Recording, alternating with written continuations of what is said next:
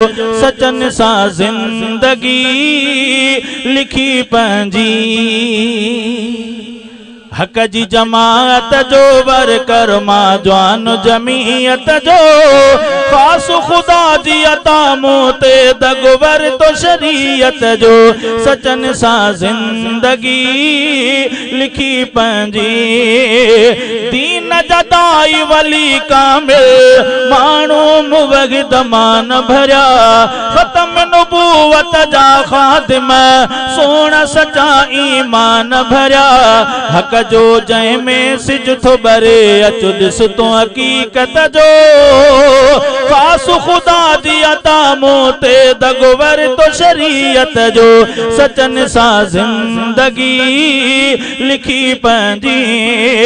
शान वलीउल्लाह सिंधी अमरोटी जी जमात। नारे तकबीर, नारे तकबीर।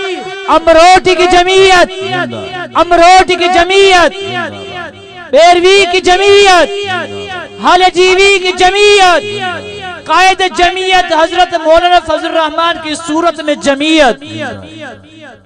शाह वलीउल्लाह सिंधी अमरोटी जी जमात।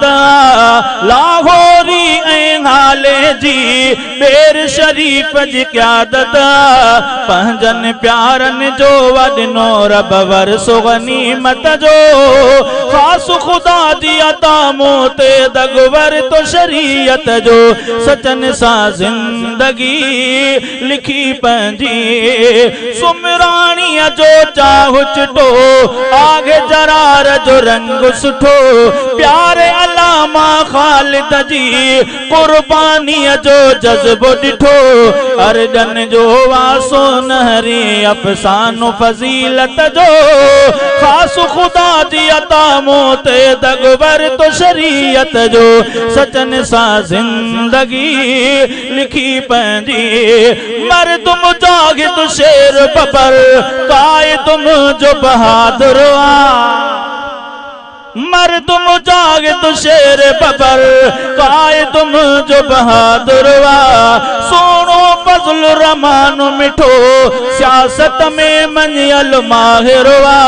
कायद जमीयत हजरत मौलाना फजल रहमान, कायद जमीयत हजरत मौलाना फजल रहमान।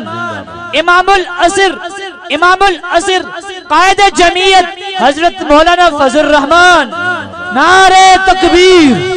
सोनो फजल रहमान मिठो सियासत में मनियल माहिर।